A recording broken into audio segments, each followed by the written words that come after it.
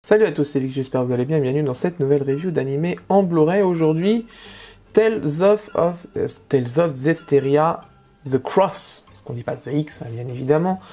Tales of Zestiria, The Cross est enfin en review sur la chaîne YouTube. Alors c'est un animé, je vous préviens tout de suite, hein, les fanboys de Tales of, du coup, vous n'aurez normalement, d'après ce qui est dit sur les wikis spécialisés Tales of, vous n'avez pas besoin d'avoir fait le jeu pour regarder cet animé, puisqu'apparemment c'est une histoire alternative et inédite à Tales of Zestiria. Le seul point où ça peut poser problème, c'est qu'il y a certaines références à Vassaria. Normalement c'est Tales of Vassaria, je crois, normalement de mémoire, ça fait quelques... Berseria, voilà. Ça fait quelques points de référence à Tales of Berseria. Donc du coup, effectivement, ça peut poser problème pour celui-là, mais pour Zestiria, ça ne devrait pas poser de problème. Ça a été diffusé en simulcast, normalement de mémoire sur ADN. C'est fait par le studio de production, enfin le studio d'animation Ufotable, à qui on doit évidemment Fate Evansville, qui est sorti l'année dernière et qui d'ailleurs cette année en février ou en janvier, il y a le deuxième film qui arrive. La seconde adaptation de Tales of, enfin pas de Tales of, mais de Fate and Night Unlimited Blade Works, de Fate Zero. C'est un studio mythique, énorme, qui a une qualité de production et de photoréalisme mais incroyable. Je vous invite juste à voir Fate Evansville, qui est sorti l'année dernière, qui est dispo chez Wakanim, pour comprendre la puissance qu'a Ufotable dans son studio et la qualité de production qu'ils peuvent faire, au point où des fois, quand la qualité ne peut plus être assurée au bout de, par exemple, 12 épisodes, préfèrent se mettre en pause pour pouvoir assurer une qualité nécessaire et constante sur un animé. Ça, c'est une très bonne chose. Alors, c'est un coffret Blu-ray que j'ai ici. À la base, je devais normalement le recevoir de Kana, ce coffret, mais malheureusement, ils m'ont envoyé le coffret DVD, donc du coup, j'ai dû me procurer ce coffret pour pouvoir faire la review. Donc ce coffret a été acheté avec mes deniers personnels, mais grâce au lien Amazon où vous cliquez, vous achetez vos coffrets sur Amazon, j'ai pu me prendre celui-là pour pouvoir faire la review. Donc je suis totalement objectif là-dessus. Il n'a pas été offert par Kana, celui-là. Il a été acheté sur mes propres deniers.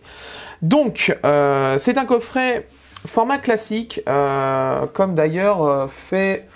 Je pense les Blu-ray, voilà, c'est à peu près la même taille qu'un coffret Saphir, un petit peu plus haut, mais voilà, concrètement, c'est des coffrets assez standards. Chez Kana, c'est des coffrets assez standards, donc du coup, pas de souci là-dessus au niveau rangement.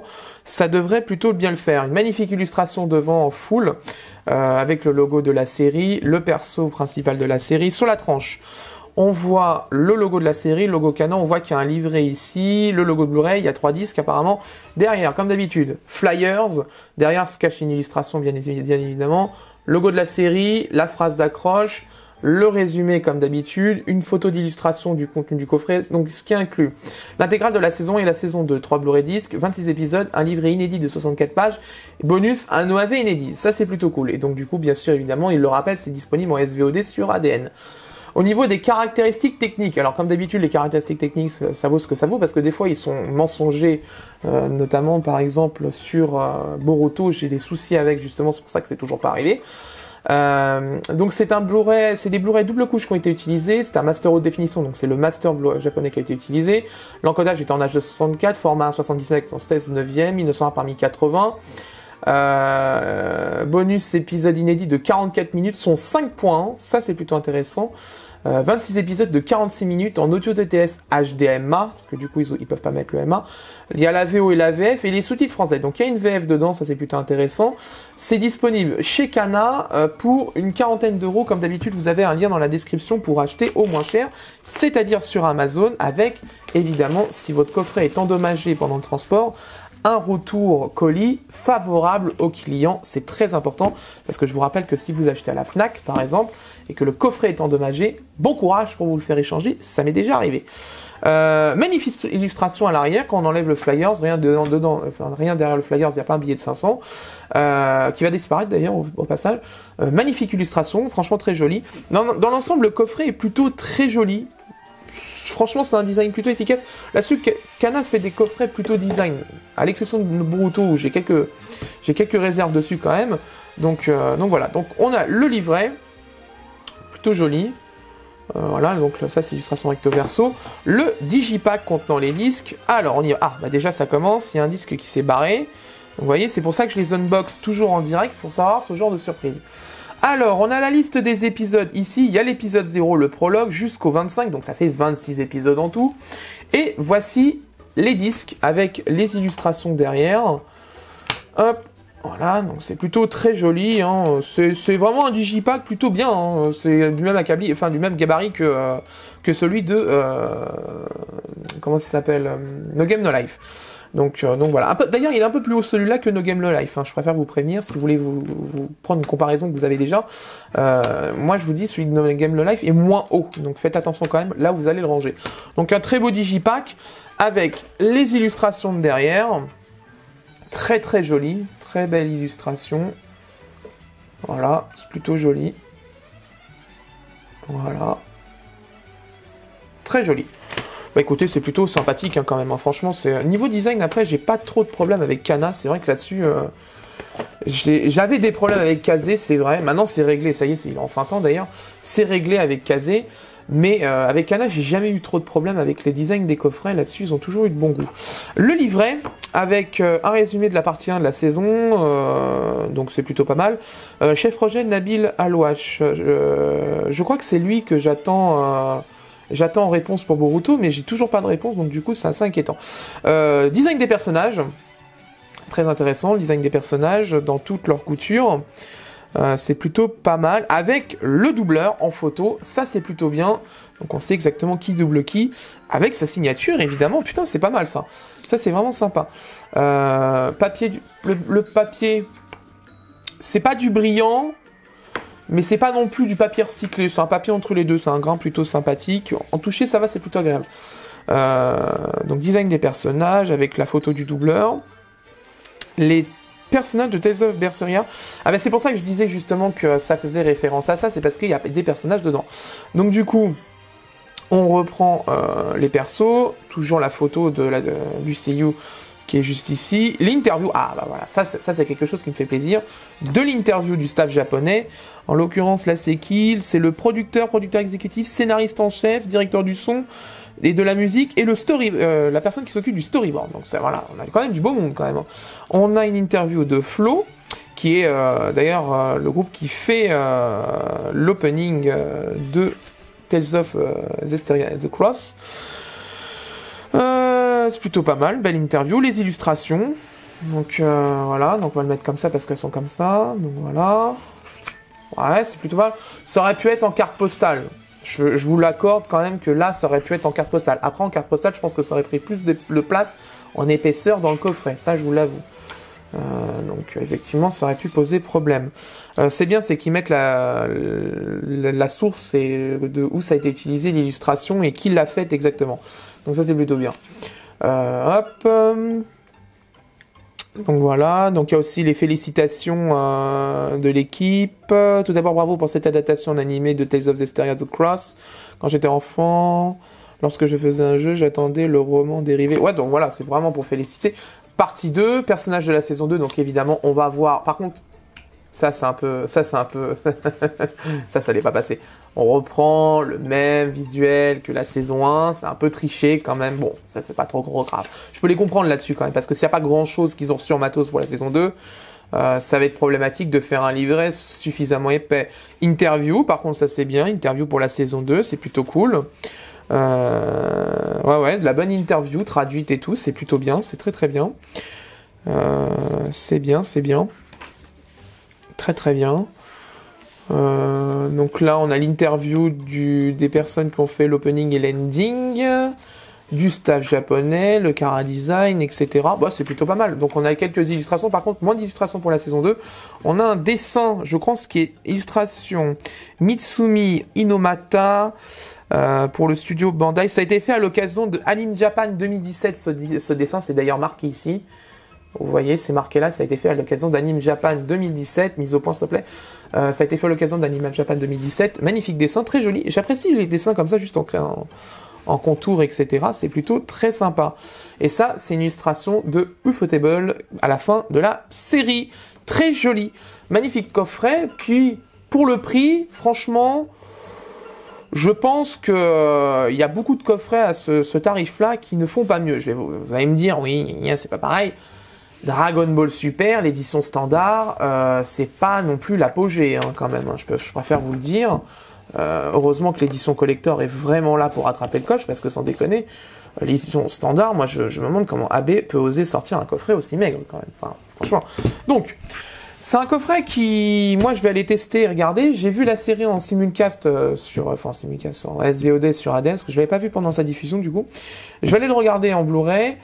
Je vais vous donner bien sûr mon avis au niveau technique, doublage, qualité son, audio, vidéo, etc. Blablabla. Les sous-titres, surtout la traduction, parce que je sais que les Tales of, de toute façon, c'est très compliqué c'est très compliqué. C'est compliqué pour un traducteur qui n'a pas joué au jeu de traduire correctement un Tales of, parce que du coup, il y a énormément de timeline, il y a énormément de persos qui reviennent souvent, il y a pas mal de références qui reviennent très souvent. Donc du coup, il faut faire attention. Donc du coup, ça va être la mission du traducteur. Est-ce qu'il convainc ou pas les fans hardcore de sa traduction. Ça, on va voir de toute façon. On verra ça de toute façon une fois sur la review technique. Quant à moi, je vais vous laisser. Pour moi, ça sera dans quelques jours. Pour vous, ça sera tout de suite la review technique. À tout de suite. Bien, après avoir vu le Blu-ray, je peux vous donner mon avis. En ce qui concerne la résolution, nous sommes sur une résolution de 1900 par 1080 avec un FPS de 23,976 images par seconde, une compression en H264 et un débit de 18 mégabits en moyenne avec quelques pointes récurrentes à 40 mégabits. Au niveau de la qualité vidéo, avec le débit appliqué sur les épisodes, on pourrait croire que la qualité serait catastrophique, surtout au vu de la palette couleur de l'animé puisque c'est Ufotable qui le fait. Dans l'ensemble, c'est plutôt correct. La personne qui s'occupait de l'authoring au niveau de la compression vidéo a vraiment plutôt bien géré le truc. C'est vraiment plutôt propre. Franchement, j'ai vraiment eu une bonne surprise là-dessus. Quelques légères traces de color banding, ça c'est tout à fait normal puisque comme je vous l'ai dit, c'est Ufotable qui s'occupe de l'animé et donc, bien évidemment, comme sur Fate Stay Night Unlimited Blade Works, il y a quelques traces de color banding sur le bleu. C'est un grand classique chez Ufotable. Mais dans l'ensemble, la qualité vidéo est plutôt correcte, surtout au vu du débit qui est appliqué. Pour la piste son, nous avons une VOVF en DTS HDMI stéréo 48 kHz. La piste son sont très bonnes grâce à l'utilisation de ce codec. Heureusement qu'ils l'utilisent d'ailleurs parce que Kana, s'ils avaient confié vraiment tout le sous-traitage de la partie audio-vidéo, je pense que Animstore aurait fait par IDP, mais IDP aurait fait, je pense, une compression en AC3 pour gagner du débit pour la vidéo. Là, le DTS HDMI est de mise, pas de piste 5 points, comme d'ailleurs je pense l'édition japonaise en propose pas non plus. Le son est propre dans l'ensemble, percutant, avec une bonne barre de son et un bon casque, franchement c'est vraiment très agréable à écouter. Et dans l'ensemble, je suis très satisfait de cette piste son. Quant à la VF, c'est correct. Plutôt vraiment correct dans la tranche haute du correct. Kana a mis un peu de moyens dedans et ça s'entend, le mixage est plutôt bon, les comédiens jouent le jeu correctement, même s'il n'y a pas beaucoup de comédiens, on le sent quand même qu'avec un ou deux comédiens qui font 2 ou 3 rôles des fois et ça s'entend, c'est un peu dommage je trouve quand même dans l'ensemble, mais bon, après c'est le problème avec les VF en France, les animés ont pas beaucoup de moyens pour une VF, là il y en a un petit peu plus donc ça s'entend, mais franchement c'est plutôt correct dans l'ensemble. Comme d'habitude, voici un extrait pour vous faire un avis, moi comme d'habitude je suis pas juge, c'est à vous de vous faire votre avis. Le registre en fait mention quelque part. Oui, c'est ça. La légende du berger. Par-delà les nuages domine la capitale des cieux. C'est un endroit secret et impénétrable dont les portes majestueuses demeurent fermées. Sauf pour celui qui aura la tâche de conduire les hommes vers leur destinée. Un berger descendra, accompagné d'un séraphin. Grâce au pouvoir de l'être divin, le berger dissipera les ténèbres, sauvant ainsi le monde. Ce n'est rien d'autre qu'une légende. De toute façon, il est trop tard.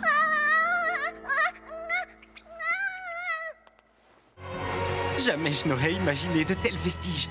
Soreille! Oh. Tu m'as suivi jusqu'ici? Tu n'en fais qu'à ta tête. Je t'ai déjà dit de ne pas partir sans prévenir. N'oublie pas que tu n'es qu'un humain, alors sois plus prudent à l'avenir. Si tu tombes, c'est fini pour toi.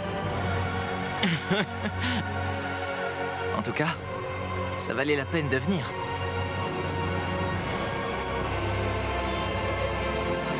Quelle vue extraordinaire. On ne s'en lasse pas.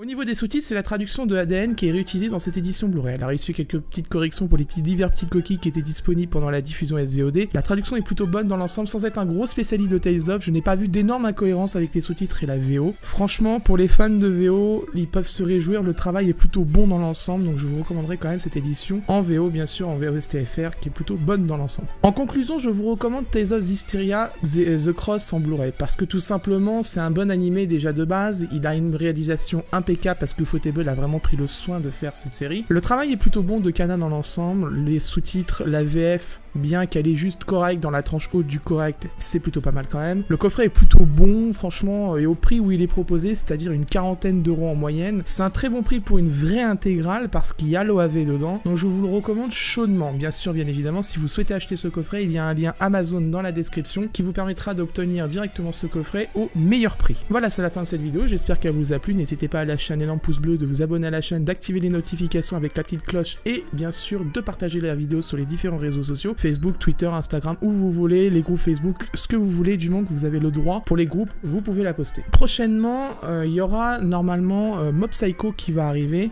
Mob Psycho, c'est une bonne série quand même pour faire un test là-dessus quand même, parce que c'est une série assez atypique avec des couleurs très flashy et une animation vraiment péchue et tout, donc il faut vraiment une bonne compression là-dessus. C'est All The Anime qui s'occupe de cette édition Blu-ray, donc je pense, parce que de ce que j'ai vu, les gens ont l'air plutôt contents quand même sur internet, mais je pense qu'on a affaire à un bon coffret, on verra de toute façon, je vous le dirai au moment venu, c'est-à-dire quand cette vidéo sera disponible. N'hésitez pas, si vous avez la moindre question bien sûr sur ce coffret de Tales of, de me laisser un commentaire dans l'espace commentaire, j'y répondrai. Si vous avez une question sur la vidéo, le prix, quoi qu'il en soit, posez vos questions, allez-y, je vous répondrai du mieux que je peux et le plus rapidement possible bien évidemment, et je réponds à tout le monde. Quant à moi, je vous laisse et d'ici là, portez-vous bien.